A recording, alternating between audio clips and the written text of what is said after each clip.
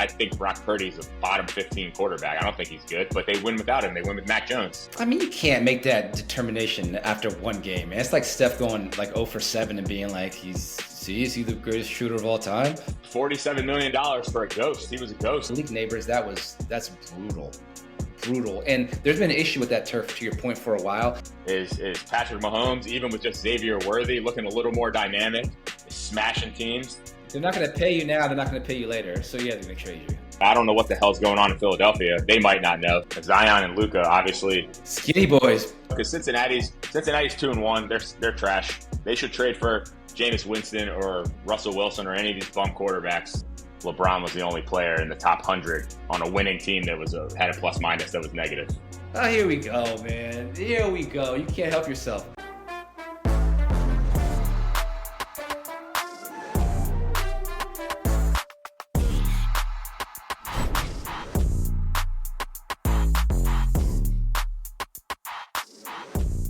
Yo, welcome back to the Can't Teach Taste podcast with your boys, Ghanem and Todd Tomlinson.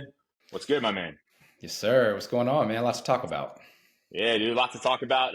Hope everyone got an opportunity to listen to our last episode. I know we took a week off. We're going to try not to do that ever again. First thing, before we get into, maybe week 4 of the NFL and some other topics, something that you always say that irritates the shit out of me is that Josh Allen was the 4th or 5th quarterback taken or whatever when he was actually 7th overall and the Bills traded up to get him.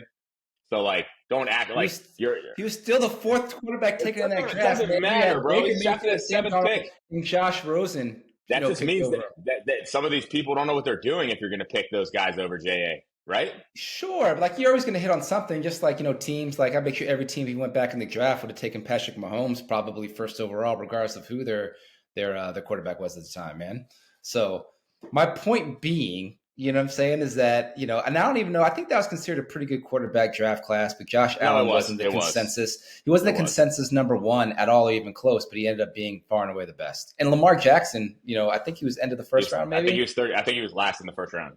Yeah, which, Baker's been really good, but I think that you'd take him over Baker, obviously over Sam. And then, Josh Rosen isn't in the NFL anymore. I didn't think Lamar Jackson was great as a rookie. I remember going to a game at Baltimore, and he was read Lamar, man. He was bad. Honestly, he was really bad. Josh wasn't great either, man. Josh wasn't great either to start off with. He was the interception machine, and he's good coaching. It's a lot of stuff that, and maybe if he went to another team, he wouldn't have had the success he has. It's a lot about where you go. And the argument's evolving, man. It's obviously you want to have a decent draft pick so that you can try to get a quarterback. That's true. And it will remain to be true. But I also am starting to think, as we look at this stuff, that unless your organization's good, you don't really have a lot of a chance, man. Because look at Aaron Rodgers. Granted, the Steelers are 3-1, but they're not playing great. But he's winning, and he was with the Jets. You know what I mean? Look at the journeyman quarterbacks we've been talking about. Russell Wilson's fired already. If Pete Carroll didn't bring his boy in and pay him $35 million, Gino Smith would be fired already. Right? Probably. Justin Fields might be fired. He might not be. Tyrod Taylor did play pretty good against the Bucks. You know what I mean? So maybe he's fired. Look at Cam Ward. Look at Cam Ward. The Titans, if you look at, I guess, the first, 4 games or 3 or 4 games of the career, you look at Will Levis, who they threw to the Wolves, and you look at Cam Ward. Will Levis has played better in his first, 4 starts than Cam Ward has. Neither one of them had anything around him. But Cam Ward's going to get a pass because he's the number one pick in the draft, and they're going to obviously give him time. And since Will Levis was a 2nd-round pick, they kind of threw him to the Wolves. But I don't think either one of them had any chance to be successful. So it's a lot about everything, dude. So obviously, if we can go back as Jets fans, we would take Josh Allen. Yeah, Cam Ward was consensus number 1 pick, but I wouldn't have wanted the number 1 pick this year. Obviously you could trade back or whatever, but I didn't feel great about drafting Cam Ward either. Although I would have taken him if I was them. I would have. So I'll say that. In the NFL, it's like you reach for a quarterback, and he wasn't the best player in the draft, but he's the best quarterback in the draft. So that's why he went number 1. And teams are they're just starving for, a good caliber quarterback. You're taking swings. And so, he wasn't the best player, but he was the best quarterback. So he went number 1. That's why this year is going to be so interesting, I think, for the draft. You had so many quarterbacks coming into the year who were so hyped in college, who have been just big disappointments, obviously. There hasn't been, I guess, Dante Moore from Oregon's been the best, but you have all these quarterbacks from, Drew Aller to Arch Manning, Kate Klubnik from Clemson, and all these guys who just haven't kind of lived up to the hype. But I guarantee you that teams are going to reach for these dudes in the draft. They're going to be projects. There's going to be busts. So it's just like swings and misses, man. It's bad organizations do bad things. Hence the Jets, And it might be the fact that, of course you want to lose, or maybe you don't want to lose, but you want to have a high draft pick, right? And maybe just certain organizations will, it'll just never work. Maybe Josh Allen gets drafted by the Giants and he's terrible and leaves and goes to the Colts and he plays well. I don't know. So just something to think about, man. I can't figure it out. I'm going to try to keep watching and see what happens. But what I do know is the journeyman thing's not it unless your team, maybe unless your team's a functional organization and you have pieces around them, like the Niners, right? They're 3-1, and I think Brock Purdy's a bottom 15 quarterback. I don't think he's good, but they win without him. They win with Mac Jones, right? Yeah. They're systems, you know what I mean. Coaching, so supporting cast, I'd agree. Yeah, you can put Russell Wilson in there and he'd be fine. For sure. Another thing I wanted to talk about. Obviously, I don't think any people are starting to come around a little bit on Micah Parsons, right? They're starting to come around. In what way? In $47 million for a ghost. He was a ghost outside of that, that tackle that he made. And they give him a sack for it, which I didn't realize the rule would give you a sack if it's no gain. I thought it had to be a loss. You get a sack if it's no gain or a loss. So they want to call that a sack. That's fine. You can call that a sack. But you can't tell me if you're giving up a 40 piece that he's that much of an anchor for $47 million. You know what I mean? You can't make that determination after one game, man. It's like Steph going like 0 for 7 and being like, is he the greatest shooter of all time? You know what I mean? So look, I see what your point is, but you look on the flip side and how bad Dallas has been as a defense without him, and they were much better last year. So yeah, like last night, you look at it, be like, dude, we're paying this guy 47, but that play was the biggest play of the game because he's scoring if he doesn't get him there. But look, if it comes down to the end of the year and they're in the conference championship or they make it to the Super Bowl and Micah Parsons has 2 sacks and a forced fumble. That's different. Then we're saying it's different. It's worth. We need a bigger sample size. So maybe, Micah Parsons does need to obviously live up to the money and live up to the contract. That's why they got him. And obviously Green Bay thought that they were one elite defensive player away from being in the Super Bowl. But was he a ghost last night? Yeah. Is he worth 47? I don't fucking know. I don't know yet. Maybe not. We'll see. Yeah. To me, the only guys worth 47 last night were the 2 guys with 300 yards and 3 tutties. Those are the only ones that are worth that much to me. They both look great last night. Dallas, I think, has the worst defense in the NFL from a yard standpoint. They're terrible, but how much better is he making them? And I'll tell you, the dude they got, that defensive tackle, he's not Micah Parsons by any stretch, but he's playing well. There's definitely some gas left in the tank there. I'll say that. Our boy Carter. I've watched, I think, 3 different Cowboys games, and he's made an impact play in all 3 of them, at least that I saw. It's interesting. I don't know if they're not getting to the quarterback enough, so it's putting the DBs on the island. It seems like there's confusion back there. I'll see it live in person, man. I'll be in MetLife next Sunday to watch the Jets take on the Cowboys. We'll see if we can finally put up some points. It's like the battle of the 2 ass defenses. But yeah, there's no defense last night, which makes football fun. The quarterbacks look great. Dak looked good without CeeDee Lamb, mind you. Pickens and Romeo Doubs looked like all-world receivers last night. Yeah, Pickens is good. He's a good player, man. He's a number one. I think he could be. He's the real. He could be for sure. He could be but with him and CD as the year goes on, that's going to be a problem with those 2. Absolutely. Romeo Doubs look great, and Green Bay has players that are hurt. Watson's out. There's some other players that they don't have right now. So once they get rolling, those are 2 pretty high-powered offenses, but the defense was there wasn't any defense. Horrific. No, so bad. None. It was 0. bad. Whoever was going to win that game was going to be the one that had the ball last, and somehow that turned into a tie. Only because the clock ran out. They would have scored 100 points each. If they could keep going. So speaking of MetLife, man, obviously Odell Beckham's telling the NFL to get rid of turf. Right, John Gruden said, essentially, he went on a rant saying, teams can't practice. If you've practiced for more than 2 hours, they'll fire you with cause. You can't practice in pads. And if you can't do that, then you can't run block, you can't pass block, you can't block for field goals. Raiders had a field goal blocked to win the game, which was amazing. I'm glad that field goal got blocked. Geno Smith and the Raiders need to be punished for leaving Geno Smith in that game. What a disaster. He But looks also, terrible. That's another story. We can get into that yeah, later. He looks we'll get into that. terrible. But also, last week, 4 blocked field goals, including the Jets blocking a field goal against Tampa Bay and running it back to get back into the game, actually take the lead in the fourth quarter. And so John Gruden was saying that the NFL, the collective bargaining agreement, they just need to let players practice, which will, he thinks, not 100% sure, will cause less injuries, but also the turf. So I was digging into it, and obviously you have, Aaron Rodgers tore his Achilles on that field. Odell The MetLife Beckham. turf is It's historically, infamous. yeah. I mean, I think players who have played on different turf fields. I think MetLife, for whatever reason, I don't know the differences between one turf versus the other, but from what everybody says, I mean, I saw Nick Bosa, to tear his Achilles on that field, during the Jet game that I was watching. I've seen a lot of injuries on that MetLife field specifically. And what the owners will say is that there's too many things and events, and with 2 NFL teams in that stadium, it's almost impossible to have grass because of that. But I'm like, you got to figure it out because, Malik Neighbors, that's brutal.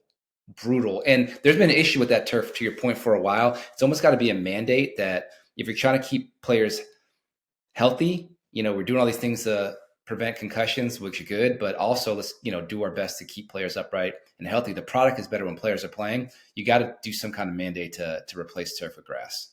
Yeah, I agree. I don't know how you do it, but you got to do it.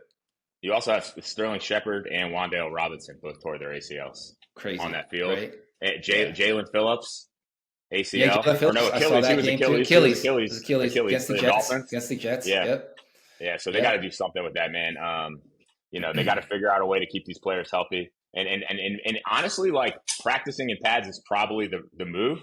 Like, actually, mimicking game day situations it will make the product better for sure, but that's not really the point. You can't have.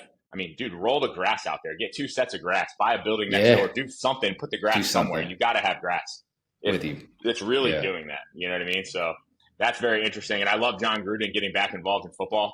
I hope that he has a path back to the NFL. Obviously, Mark Davis, these idiots, man, they dimed him out for his emails, but somehow Daniel Snyder's emails didn't get released, even though they were Daniel Snyder's actual emails that they were going through. His never got released. Only John Gruden. So they did that to get rid of his 10-year, $100 million contract, right? That's the only reason they did that, which is trash. Mark Davis is trash. And they need to, and John Gruden's the last essentially good coach the Raiders have ever had, and that was 25 years ago. So, anyway, they need to do something. So I'll be interested to see. Hopefully there's no crazy injuries at your game. You know what I mean? I don't, again, I don't know. And if you're from a Jets or Giants perspective, I mean, players know this, right? So it's going to, I think, hurt your ability to get, certain free agents and stuff like that if they're worried about the turf and the surface that they're playing on. So I hope so too, man. But, it's 2025. You can find a way to, figure out a way to get grass in there, or a better surface, at least. I don't know. Yeah, man. And as we sit here, it's Monday, the last day of week 4. So obviously your boys, it's a battle of the uglies tonight. Someone's got to get a dub, somebody's got to get a dub tonight. Someone has to. So an O's got to go. So hopefully it's my boys. We'll see. I'm gonna put you on the spot. Since this will drop after this game, what's going to happen tonight in your game? The Jets pull out a close one. I just think that it's a must win. I think in a way, obviously for both teams, but I think, McDaniel is a dead man walking. He's going to get fired. I think Aaron Glenn, if he wants to get the buy-in of his team, because you've been preaching everything since you came in, like, trust me, trust what I'm implementing, trust what I'm doing. If they lose and go 0-4, then that locker room is going to start looking at this coaching staff like, we trusted you through training camp, through OTAs, through the first 4 games in the season, and not seeing results, and they're going to lose the locker room. So I think they pull it out, and I think the Dolphins, I think the Jets still believe in the coaching staff and are bought in. I think it seems like the Dolphins players are off Mike McDaniel, but we'll see. It's in Miami, but I'm gonna go. Of course, man, I'm gonna go with the Jets. I'm gonna say, we'll say 27-24. New York pulls out a close one. A lot of points. Is Tyrod playing tonight, or is Justin Fields playing? I don't even know. Justin Fields is starting. Justin Fields. I wonder if he has a short leash or if he's got it all, but we'll see what happens. I think the Dolphins could put up 30, or they could put up 6. like the Dolphins. You just don't know what you're going to get with them. Like I don't think they know what they're going to do. You know what I mean? So if the Jets are pretty solid, where they're at. Like they do they don't really do a lot of this. So they'll probably, I feel like they should probably take this one tonight. We'll see. And let's get into, one thing that we were both wrong on is Patrick Mahomes, even with just Xavier Worthy looking a little more dynamic, smashing teams. Yeah. What's that? Yeah. It is what it is. I said they were cooked. I said they were cooked for 3 weeks in a row. It's one game, but you can see the difference that Xavier Worthy and speed on the outside makes. When he gets Rice back, it'll be even better. But Worthy, man, dynamic. It opens a lot of things up.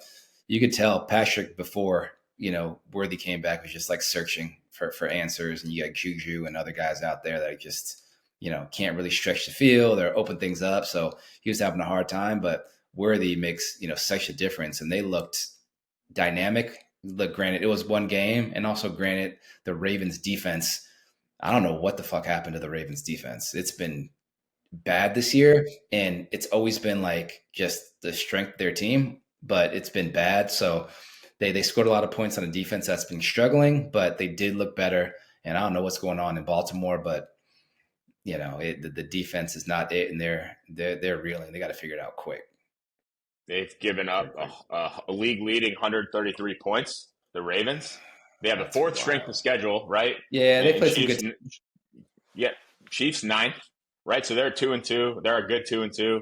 But 133 points. They've given up more points than the Cowboys, which is crazy. I see. I didn't know Not that. a lot. Look, it's only one more point, but it's the most points. They've given up as many points as the Cowboys. And you have played good teams, but at the end of the day, if you're a Super Bowl contender, which coming into the league or the year, everybody says you were. You should be. Yeah, you should be. You got the talent and the roster to do it. So if that's what everybody's saying, and you believe you are that, then you got to be able to, stop somebody, or you don't have a chance. And so they've scored 6 less points than the Lions and 1 less point than the Bills. So if you're scoring that many points, granted, some of those runs were Derrick Henry on the first play, so there's not a lot of possession time. But if you're scoring that many points, you theoretically have the ball, and they hold a lot of possession. So how are you still giving up that many points? Like how bad their defense is. It's bad. And again, you look at their roster, look, they should have the talent to be able to stop somebody, but they don't. Yeah. especially when you're you're a primarily run offense, whether it's Lamar Jackson or Justice Hill or obviously Derrick Henry, right? So the clock's cooking, and Lamar Jackson isn't throwing the ball 35 times a game. So you think that would lead to a better defense just by accident. Like a good run team always has a better defense. Like the last time the Raiders were good, they had Napoleon Kaufman and Tyrone Wheatley, right? And they ran the freaking ball, and they threw a bunch of short passes, and they ate the clock up. So it makes the defense better. You think the Ravens would be able to do it. They're in a tough spot. Another thing we were wrong about, I don't know what the hell's going on in Philadelphia. They might not know. Sixth hardest schedule in the NFL, 4-0. They find ways to win. Yeah. They do, man. Winners find ways. And I don't think, correct me if I'm wrong, I think I might have read a stat where they didn't complete a pass in either the fourth quarter or the second half. I'll have to figure that out. But, after a couple weeks, they had it. I don't think Jalen Hurts had completed a ball that was in the air for more than 10 yards.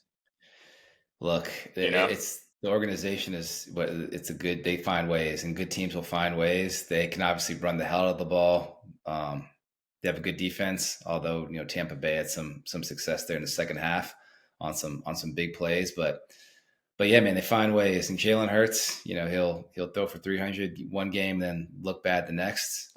And we can get into this too, but AJ Brown seemingly throwing a bit of a fuss, which always kind of confused me. It was the same with the Jets with Elijah Moore. We were actually winning when Elijah Moore started to throw a tantrum. It's like your team's winning.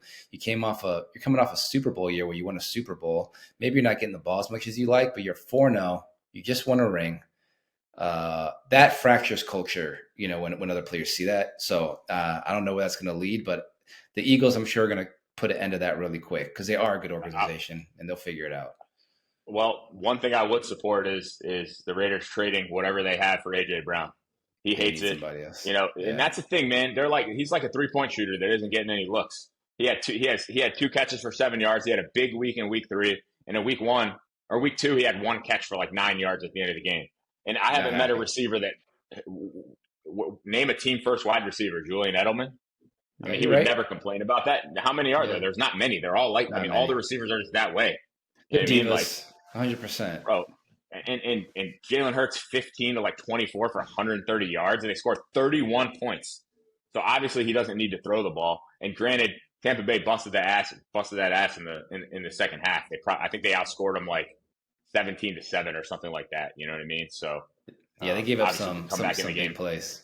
But Yeah, like that Bucky Saquon, Irving's you know, pass. Yeah, yeah. Well, I mean, they had a long touchdown pass to Luka and a long Luca. touchdown pass to Bucky Irving on the broken play where he beat the linebacker. He got That cooked Ibuka bad. play was crazy. I mean, it went through two defenders. It was it was like the margin of error was that small for Baker, and he put it right on the money. And Ibuka, man, that guy. I mean, I got to look at the standings for receivers in the league right now, but he's got to be up there. He's got to have. I think he has like 400 yards and 3 touchdowns. He might have. Yeah, I think he has he's more than killing 400 it. yards. He's cooking. Yeah, So we were wrong about them most likely, and we're probably wrong about the Niners. I'm not wrong about Brock Purdy. He's trash. But the Niners 3-1. They're plus 5 points in 4 games. So they're getting it done, but barely. And their system's good. They have good running backs. They have a good line, and so you could put anyone in there. Mac Jones could win. Obviously, he can't win a lot of games, but he could win. So the Niners are looking strong. And they'll get Kittle back. They'll get Kittle back. Yeah, that'll be helpful. Yeah. And Ayuk maybe at some point. They have a lot of injuries too. But that's just how good that system is, the program there. You got Detroit 3-1. I mean, most dynamic, plus 49 points. So they've outscored their opponents by more than anyone. By a lot too, actually, I think. So they're smashing people. Offense is crazy. Defense is better than I thought it would be. I mean, that's a recipe right there. You got to give them grace too, like a little bit. They looked, the first game, but they have 2, different coordinators on both sides of the ball. So there's going to be some growing pains. They lost, obviously, Ben Johnson and Aaron Glenn. So, they had to figure some things out. But, I mean, they're as dynamic as ever on offense. They're starting to click on all cylinders. I think the defense will get better throughout the year. So I expect to see them in the Super Bowl this year. I do. They look good. Golf is steady enough. You got crazy weapons all over the field. So playmakers, they're just going to be hard to stop. So, dude, they lost week 1 by 14 points, and they're still plus 49. Which means they're plus 63. So they've won an average of 21.5 points per game the last 3 weeks. They're smashing everybody. Everybody. They're killing it. They've done a great job, drafting, on the offensive side of the ball specifically. I mean, obviously you got Aiden Hutchinson, but Penei Sewell a couple years ago, who's your anchor, Amon-Ra, right? Jameson Williams, who's a beast, like Jahmyr Gibbs. And then, they're the ones that believed in Jared Goff when everybody thought that he was going to Detroit to die. And look, they haven't been a great organization over time. And, when you had Matt Stafford and Megatron there, you had some success. But I mean, they figure out a way, but they look offensively almost unstoppable. Yeah, no, I agree, man. I'm interested to see, how they progress, if they can stay healthy, what that'll look like. So they're just smashing people. Another team, we can talk about Tampa Bay again. They're an anomaly because in the first, I mean, they actually look like shit the whole time against the Jets. They didn't even have a good possession, probably. And then this week, they look like shit in the first half. They look awful. Right. They're getting blown out. And then Baker turns it on in the second half. So I don't really know what to think about them. They're all over the place. They got great skill players. They've got, between Bucky Irving and Rachaad White, I mean, that's, you're not going to get much better 1 and 2. Obviously, Mike Evans was out. But you got Mike Evans, you got the rookie who's a beast, you got Cade Otton. I mean, obviously Baker Mayfield's, he makes your offensive line. He just makes your offense better because he gets out of so many sticky situations. And you got Godwin back too. Yeah, you got Godwin. And Godwin actually played pretty well, but it's going to take a while for him to get his legs back under him. But he played well. Yeah, so they're even. They're 3-1, but they've scored the same amount of points as they've given up. So, that's crazy. And the Steelers, same thing. Obviously, Aaron Rodgers doing just enough to get it done. They've been outscored by 2 points in 4 weeks, and they're 3-1. So they've done just enough to get by. Yeah. I agree. It is. I think especially for Pittsburgh. I mean, you look at them, and Mike Tomlin's always had a winning record. I think that this is gonna, they're gonna start struggling here in a bit. They're just getting by, and they're still gonna make the fucking playoffs, which is frustrating because they shouldn't, but they will. I mean, if they're 3-1, I wonder how many 3-1 teams don't make the playoffs. I can tell you this: I think it's a small handful, or maybe 1 or 2. where they go 1-3 and make the playoffs, which is what the situation Baltimore's in. So they got a huge hole to dig out of, and they can. I think they will. But it's gonna be hard. I think they will. I got to look. I still think Baltimore is going to win that division. If I had to put my money on it now, but we'll have to see. I got to see what the rest of the Pittsburgh's schedule looks like and how tough it'll get. But yeah, they've been fortunate so far this year. I think that luck might turn a little bit on them. So we'll have to see. I might also just have a gripe with Aaron Rodgers. Yeah, no, I mean you do, but it's true though, because Cincinnati's 2-1. They're trash. They should trade for Jameis Winston or Russell Wilson or any of these bum quarterbacks. Might as well make it interesting for your team. Your team's bizarre. too good. Your players are too good. You got Jamar Chase and T. Higgins, and Chase Brown, and they're dead ducks out there. They're sitting ducks. I mean, they're going to get smashed by Denver. Probably they should. Yeah. So and then you go, and then they're 2-2, and for what? So that bugs me. If I was a Cincinnati fan, I mean, your team's too good for that, but that's what's happening. And so to your point, unless the Steelers keep pulling it out, Baltimore should win that division by default. Maybe if they don't play well, I mean, maybe they beat Pittsburgh twice. I don't know, which they probably will, which evens out the records. Right now, it would be 3-3. So if you assume that happens, then they probably win the division. Yeah, man, I'm excited. The NFL, it's got ups and downs. I will say too, after watching that Raider game, I mean, Ashton Genty, all-world performance. He claims, which is crazy, that the reason he played better is because they let him stand straight up. They had him in they call it the Michael Myers stance. Yeah, so I noticed that. That was bizarre. Well, that's what he did at Boise State. He was and they tried to change it. He didn't want to do it, which makes no sense because any athletic movement that you make, you're going to start with the balls on your, weight evenly distributed, most likely weight on the balls of your feet. And he's standing straight up, flat-footed, right? There isn't any other thing in sports where you start like that. And if you do, it just takes you longer. And they're saying whether it's pass blocking or getting to the ball or whatever, that extra, half a second or second where he's not calibrated into an athletic stance could be the difference, but it didn't seem to be. He's standing straight up, which is like nothing you've ever seen. It's crazy. It was, but I mean, dude had 3 touchdowns, 150 yards, running through tackles. The Raiders can't block anyone. And he fumbled one time, but which honestly, everyone would have fumbled. It was the same play. On that you get hit when you're taking the handoff. It's a wrap. And he got hit and held onto the ball by a dude that's 380 pounds, and the next guy smoked him after he broke that tackle. He's done. But Gino Smith, they had 4 turnovers to 1, so they had a 3. They were -3 in the turnover differential, and they should have won the game. That's how bad Gino Smith is. I mean, his interceptions were bad. It was just bad. And, I think obviously they're paying him $35 million a year, which is crazy. I'd rather pay Micah Parsons $47 million than pay Gino Smith $35. But there's not many people I can say that about. He's bad.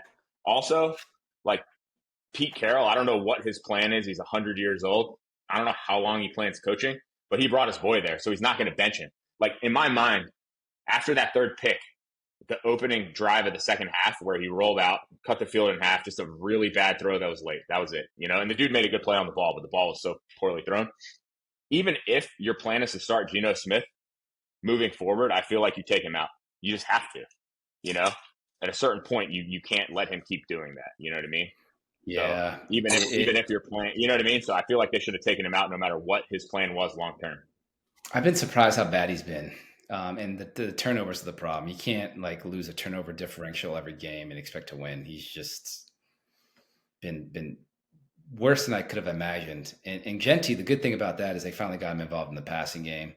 You got to get that guy out in space.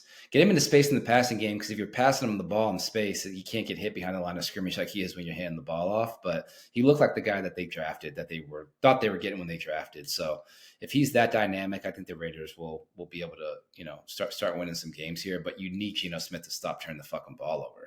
I don't know if you'd rather put O'Connell in or what, but I think NFL coaches. Kenny Pickett, bro, hail to Pitt or Pinnock. I'm sorry, Pitt, your boy. Maybe you do give Pickett a shot, because at the end of the day, it could be his boy, but as a NFL coach organization, you're there to win games, and it's getting late early. And what happened in a couple places is Ashton Genty kept them in the game and kept it serviceable, And Gino had one good drive where it was just like in the second half, they took away any ability for him to make a decision away. It was all check downs, cut the field in half, screen pass, flat pass, hand off. And you can't win a game like that unless it's close, which is what they were doing. And they played it well. But Brock Bowers had 5 catches. He had 4, I think 4 of those in the second half, and they were all short check downs. There was nothing. He's dynamic, nothing down the field. Had 150 yards, 3 picks. I mean, you just can't win like that. And the fact that the game was close is a testament to Ashton Genty, and they're using that as an excuse for letting Gino play that poorly. It was sickening, and I knew what was going to happen, and there was a little part of me. It's like, oh, you can't lose to Caleb Williams, but they did, and he looked okay. He looked okay. It's all right. He had up and down game for Caleb. Yeah, he looked okay. So, I'd say obviously you're going to start Geno Smith next week. I don't even know who the Raiders play. It doesn't matter. They're going to lose. They just lost to the Bears. They're going to lose to everyone. But, that's one of the worst teams in football, too, by the way. They're bad. Who? They're bad. Bears? Obviously, the Bears? Yeah. You think so? I don't know if they're bad. I think bottom 17. I think 18. I think Ben Johnson. They're as bad as the Raiders and the Jets are. They're that bad. They just have a little bit better of a quarterback. I think their offense is going to get going a little bit here, man. You saw it last week. This week, maybe not as much. I think they'll get it going. I think Ben Johnson is a brilliant mind offensively. I think Caleb Williams needs to continue to play better, but I don't think they're bad. You think they're bad, huh? The Raiders should have beat them with Geno Smith, and they were -3 in the turnovers. They were +3 and should have lost. No, they didn't. And it was bad. So they're not going to put Kenny Pickett in, and they probably should. Maybe Geno Smith's not going to win any games anyways, so it doesn't matter. Enough about them. They stink. The Raiders stink. Hopefully the Jets get a win for you tonight. Although you should, please God, I'm going to pray. Yeah, dude, it's going to be a rough season for you if you lose to Miami. Oh yeah, New England looks normal enough. They're going to be tough, but Miami's bad. Drake May's good. They're well coached. I think Vrabel's a good coach. I think they're getting Christian Gonzalez back here, and they're going to be a good team. And coming into the season, I thought that the Patriots will be a solid team. So I think they'll end up being solid. Obviously, the Bills are head and shoulders above the rest of the division. But if we can't win tonight, the Jets have to start worrying about not losing the locker room. But again, you got a new coaching staff that came in here implementing shit, telling you to trust the process. They come down 0-4. Guys are going to look around and stop trusting the process. So, I will say the Bills defense sucks too. Bills defense. Yeah, it's not great. I don't know how we, the Jets, who we should have been able to run the ball, look terrible. But aside from us, you look at the Bills defense, it's I don't know what's going on in Buffalo, but the Saints were able to go up and down the field a little bit. I was surprised by that. Of course, the Jets is the only team that the Bills have had, success with. We just outcoached. They had a better game plan, clearly. But yeah, the defense doesn't look good in Buffalo. Dude, the Saints were in that game, so that says enough there. Well, they're going to score a lot. They're going to score a lot, so you got to outscore them. Yeah. So switching gears to the NBA, one thing that's crazy, obviously there's a few different things to talk about, which is nice. We're getting so close. October 21st, baby. October 21st. Kuminga has to decide by close of business tomorrow if he's going to take $6.9 million or is he going to sign 3 years, $75 million with a player option or a team option on the last year. So it's a 2-year, $50 million guaranteed contract. You're not going to do that, and you're going to take that 1 year, $6.9 million offer, be a lame duck, get traded anyways because they're going to trade you. They have to. You're not going to let them walk. They're not going to pay you now. They're not going to pay you later. So yeah, they're going to trade you. Right? Yeah, they're going to trade you, right? And obviously, Draymond said he believes Kuminga wants to be here. I don't know if that's true or not, but we got a lot going on in the next 2 days, so that's the biggest thing. Obviously, the Warriors signed Al Horford, DeAnthony Melton, and obviously re-signed Gary Payton II, who, as Todd knows, I see Gary Payton II every other month in a random location. Saw him in the Vegas airport where I wasn't even supposed to be, but my flight got diverted there a few days ago from LA because of the weather in Phoenix. And I see Gary Payton II. I see him everywhere I go. I've seen him in a restaurant this year. I've seen him in a hotel in Vegas. I saw him at Summer League. I don't know why I see that guy so much. I actually seen him 3 times in the same restaurant in Arizona that he doesn't even He doesn't even live in Arizona, so I don't know why. You should say what's up. But You're the only person that probably recognizes him in a lot of places. As a yeah, hoop dude, head, it's a lot true. of people He don't had know. a hood Yeah. on. He was not trying to be recognized, and I wouldn't go up to him. But you're right. Nobody's going to recognize him. Obviously, in Yeah, San no, I Francisco, didn't they need a might. fucking hood on. Yeah, maybe in San Francisco, but other Yeah, places, he's not like, yeah. I don't know how tall he is, but people aren't going to look at him and Nah, know he's like unless you 6'3". you He's really, not. Yeah, yeah, unless you really follow hoop, you don't know who that guy is. yeah, maybe 6'2". I don't know. But anyway, so a lot going on there. We'll see what happens. The Warriors have a deep roster, probably one of the deepest rosters. What I wish it was a little more top heavy. So we'll see.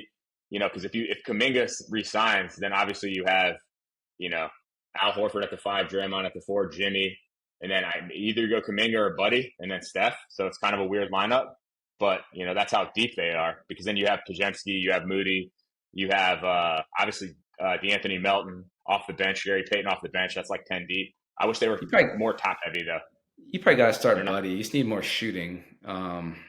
If you start, that means Kuminga doesn't even start, bro. Unless you're going to start Kuminga and Draymond at the 5. Yeah, I think Kuminga's the first off the bench, and he gets a lot of minutes. But we'll have to see if they do start. Maybe they don't start Horford. I mean, Horford is. I don't know how many minutes a night. I mean, he's at a point in his career now where he's not going to give you a ton of minutes per night, but he can stretch the floor. Still a good defender. I'm sorry, can knock down the 3. I think he fits in really well with what the Warriors try to do. So I think that's a solid veteran pickup. Obviously, championship pedigree there. So at this point, we talked about this offline the other day. If you're the Warriors, I mean, who cares about a youth movement? You got Steph right now. You got to get players in that can win right now, and you want to utilize Steph's ability while he's still as a top tier player. Fuck draft picks or young prospects. I understand all that. You can worry about that later. So get guys in who can help you win now. I wonder if obviously Al Horford had like a really high one-on-one defensive rating last year when he got ISO'd for being that size and that age. So that's good. Obviously, the way the Warriors play, he's going to be in a lot of tough situations from under defensive standpoint. If you remember, Steph fried him bad in the finals in 2022. Put him in a pick and roll. Yeah. It's tough, but that's why you get him in there again. He can stretch the floor because he can knock shots down. Still a really good defender in spurts. So I like the pickup. It adds depth and some more shooting for the Warriors and opens up that lane for Steph to create and do what he does. I think they're going to have to, hopefully during the season, if somebody gets hurt or something goofy happens and then there's somebody up for grabs, whether it's like packaging a bunch of the young guys or trading the draft picks to get another impact player, because they're deep, but they're not top heavy enough. Like it's almost like, you know what I mean? It's just, I'm not taking their starting 5. If there was one player stronger, like if that Buddy Hield position was somebody else that was a little better, or if it was Buddy that we saw against the Rockets in the first round, was it game 5 or 6, I think? Game 6, or was it game 7? It might have been game 7 where Buddy went crazy. If that was that Buddy Hield, then I'd take him. But anyway, so we'll see what they do. Obviously, the next time we hop on this, we're going to know what's up with Kuminga. Hopefully he gets his. You're not turning down $50 million. Maybe he is. He's crazy if he does, though. Also, you got people in his ear. Got people in his ear telling him to turn it down. Yeah. Yeah. Who was it? I forget who it was. It was an old veteran that's retired that was like, "Yo, you need to accept the fact that you're not what you think you are. Maybe you're going to get there, but you're not that guy right now. You can't tell me you need $30 million and player option and all this crap." So nah, don't turn down the bag, man. Yeah, dude. No, take that $50 million, dude. And if the Warriors cut you loose after 2 years, who cares? You still got $50 million. You want $6.9 million? You get hurt this year. You want that $50 million if you're getting hurt this year, and you got to, and 25 is still so much money. Crazy. Yeah, it is. Another thing, probably not a lot to say on it, just crazy. Obviously, Dallas being in my book a top 4 team for sure in the West, maybe in the NBA, because I don't think that anyone in the East is better than anyone that's top 4 in the West. Says he grew 2 inches this past summer from 7'1" to 7'3". That's crazy. Yeah, dude, that's crazy. Yeah. He's young though. Maybe he's still growing, dog. I don't know. That's like high school stuff, right? You come back from summer break and what dude on your team, hit a growth spurt, but to do it at his age is crazy.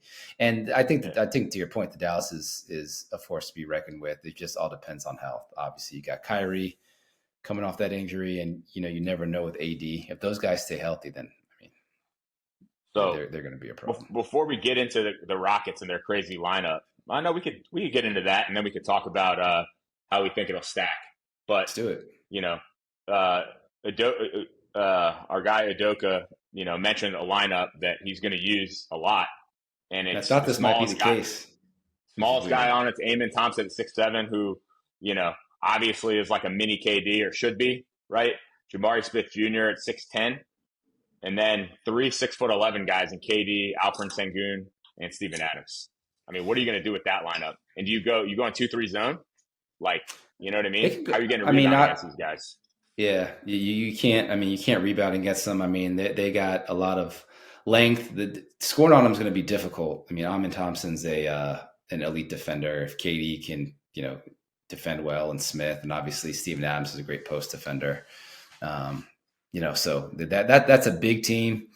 I don't know. Teams are going to try to, I don't know, like spread the floor, obviously, and get guys into one-on-one situations and stuff. But man, it's going to be that's a really big squad. So Do you go extra small against that lineup? You have to, but obviously in like crunch time, when they put that lineup in a close game, that's so difficult.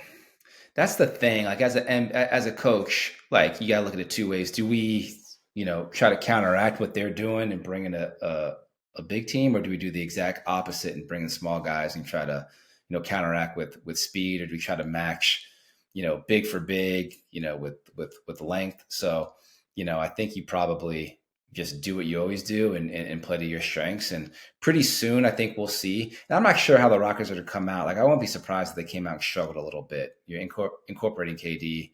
You lost Fred VanVleet. You got guys playing positions and, lineups that have never played together before. But no, I think I think they could be good, but I do think that Fred VanVleet injury is a big deal. And we've heard rumblings or suggestions about players they should go after. They need to get a point guard in there. Yeah, 100%. I mean, obviously, they have enough resources to trade for one. Maybe it's one of the guys off the bench who trade Dorian Finney-Smith in a pick or something like that. Obviously, like Reed Shepherd is a beast, but he's not your starting point guard going into the playoffs most likely. So you got to find. I prefer him on a wing. Yeah, I don't know if I want him, handling the ball. I think he's a scorer. Chris Paul, man, that would be the perfect rental. Chris Paul. Yeah, but heard rumors like Peyton Pritchard would make sense. If Boston will take to move off of him, he's a solid player. Boston's ready to move everybody though, so maybe they will. But I don't know if you saw the video of Jason Tatum. Did you see that video? Pull it up. Pull up the video. I don't know, but he that amount of time removed from an Achilles moving like that, I was like, I don't know. You see a lot of people, whether it's doesn't matter whether it's KD or other guys, Kobe, and granted they're older than Jason Tatum, but even younger guys, he's moving pretty damn well for tearing his Achilles. Whatever. I don't know how many months it's been, but he looked crazy. I think it was the same guy that operated on a bunch of those players, and they said that he's the fastest recovery they've seen. And he was moving. He wasn't just taking jump shots; he was moving. People, I don't know if you haven't seen it, look it up. I don't know if you went to Curling Joe out here at Cedars. There's a main doctor that does those Achilles procedures, and he did it for Aaron Rodgers and a bunch of other guys. But obviously, technology has gotten better. But yet, and still, that's pretty damn impressive. If he continues like that, then you can see him return later in the season. He looked good, for just coming off that injury. He did, man. I still think, and maybe I'm in the minority here, I still think Denver's the favorite, if healthy. Obviously, OKC is the incumbent, but I still think Denver would have beat him this past year. I don't know if Aaron Gordon's healthy or what. And obviously the construction of the team, assuming everybody fits in well and they're healthy, I think they're a little bit better than they were last year. OKC is probably better and they're going to have crazy confidence, right? Because after you win that first one, that monkey's off your back. You get play freer. You can sort of, I think they'll play freer. I still Jokic is the best player in the world. So you say Denver and OKC are 1 and 2, however you want to stack them. Agreed. And then when healthy, without VanVleet, Dallas is probably third. And then you got Houston. I would agree. With VanVleet though, I might have put Houston third. I would. Yeah. I might even depending on how they looked early, even put them second. But yeah, to your point, they're fourth now for sure after the Fred VanVleet injury. I like crazy OKC one. I go OKC one. Yeah, I like Denver too. Yeah, I'm not mad at that. I'm not mad at that. Yeah. I just if Cam Johnson can shoot the ball well, Bruce Brown is, even though Russell Westbrook's one of the best point guards of all time, Bruce Brown's probably an upgrade at this point in his career. And then you add an actual 7-footer to back up Jokic they never had before. that might be huge for rest and things like that. And he always looks so tired. Maybe he'll be a little more energized. But with Dallas, man, you got obviously D'Lo starting, but Kyrie and then D'Lo as a backup once he's back. I mean, there's, you got Clay and PJ at that 2, Cooper at the 3, AD at the 4, and, Lively and Gafford at the 5. I mean, dude, that's crazy. That's a crazy team, especially if Clay shoots like he shoots 40% from the 3. PJ does too. I mean, that might be. I mean, they could beat anyone with that. Yeah, team. They might have the deepest roster, top to bottom. He's a top 5 NBA player when he's healthy, and then you got Kyrie, who's all-world point guard. Clay, all-world shooter, and then the 7-footers are going to give Denver and OKC a tough, and even Houston. They're giving them all tough problem, dude. They got 3 7-footers they can put on the court at the same time if they need to. So you put them up against that Houston lineup, that gets interesting real quick. And then obviously, man, there's a chance, assuming that they don't shut the Clippers down, which they probably should close them. Whatever they're doing, bro. Like, and obviously, I think it was your boy Josiah said that the Clippers did what anyone would. You have a guy who's all world and he's telling you what he wants. I mean, I think he told the Lakers he wanted to own part of the team. Didn't he say that? And he wanted like buildings and all kinds of crazy stuff. So the Clippers, man, they might be the 5th best team, and maybe they crack the top 4. Obviously they're older, but they're deep, and they even got better. So they did get better. Yeah. It's going to be interesting, man. The West is tough. The East the landscape is different, obviously, with the JT and Halliburton injuries. I think the Knicks got better. I think you still need to look at Cleveland. And I think the biggest leap is going to come from Atlanta. I think they've gotten better. The young players are going to be better. They made some moves I really like. So I think Atlanta could be a top 3 team in the East this year. Just my personal take. But I think the top 2 teams coming into the league or into the new year healthy are going to be the Cavs and the Knicks. The Knicks. Yeah. I agree. And obviously, let's talk real quick about Zion and Luca. Obviously, Zion skinny at boys. Weight probably since high school, man. He's crazy. He looks funny. Shape. He looks kind of funny, huh? He just looks different. He looks funny. He does look goofy. He does look goofy. I don't know if you saw like the Max is Nice. If you follow Max is Nice on and his imitation of Zion's the funniest. But he looks, and we were talking about this too. Like I think there's a medium there because part of what makes Zion so good was his strength and his size. Obviously, it's also what contributed to him getting hurt all the time. But his strength, and same with Luka is part of what allowed them to do certain things on the court. Now that they're so much smaller and skinnier, it's going to be interesting to see how that affects them. It'll keep them healthier, but I just don't know how it's going to affect their game. Yeah, I agree. It's interesting for Luka, man. Part of his game, obviously, he's not fast. He's a little bit quick, but he uses his body, and he fights up through your shoulders and your arms, gets the foul, lays it in. And I just don't know how much he'll be able to do that. Maybe I don't think he'll be a more willing defender, but maybe he's a little bit quicker and a little more athletic at that size. I almost think and obviously if he does what he normally does, he'll gain weight during the season anyways. So maybe that's a good thing, which makes no sense to me. How could you lose weight during an NBA season? I mean, gain weight during an NBA season when you're playing every night and you're practicing and stuff. So, it'd be interesting to see how they play skinny. I don't know how that goes, but obviously, Luka has an opportunity to be a first-team All-NBA player, without question this year. So he's probably a first-team All-NBA. He probably, gives you 30 and 12 and 7.5 or 8.5 or something. He's gonna have a big year. He's gonna have a big year. I think LeBron prefers a little bit even more this year to Luka, and Luka just, obviously second year going into the Lakers system. I think Luka's gonna have a big year. And there's probably no point to even talk about this, but LeBron was the only player in the top 100 on a winning team that had a plus minus that was negative. Oh, here we go, man. Here we go. You can't help yourself. You can't help yourself. If there's something y'all need to realize, there's something Matt hates, it's LeBron and Messi. If there's 2 things, those 2 individuals he does not like. But that's a story for another day. The difference is Messi thinks the same stuff LeBron says. He's not very verbal about it. They just say it for him. LeBron will tell you, he'll go like this from the king. Put it on his head like, bro, get out of here. Well, you can't. I mean, you can look at the plus and minuses. There's no debate about LeBron being one of the greatest. I mean, obviously he's all world at 40 years old. He's the longevity GOAT by a lot. I mean, he's going to break every record if he hasn't broken them all yet because he's played at such a high level for so long. This So, year, maybe next year, then LeBron's going to hang him up, man. I don't see him playing past next year. I mean, with LeBron, I dude, mean, if they won a championship somehow this year, he would. If I'm him, I'm oh, ghost. for sure, for sure. And LeBron, you don't want to be that guy where like now you're averaging 11 points. You know what I mean? He wants to come out and he's still playing at a high level. But look, Father Time is undefeated, as great as he's been. He's not the LeBron of the Heat. If you go back and watch some of those highlights, you'll quickly realize that LeBron is still great, but that guy was different. So I think maybe he plays next year, and next year's it, and it should be. So, and then it's Luca's show. All right, last topic today, man. Michael Porter Jr. As always, the best. we got to have it every week. The best topic of the week. $200 million contract on his pod, talking about how his ex-girlfriend signed an apartment lease that he knew she couldn't afford without him. So he's going to hold up his end of the bargain, right? And give her money. He didn't say how much every month, but here's the Michael Porter Jr. piece. Is he monitors her social media and monitors what she's doing. And if she wilds out, he's not paying her. If she I'm assuming if she starts posting pictures of other dudes or whatever it is, he's not going to pay.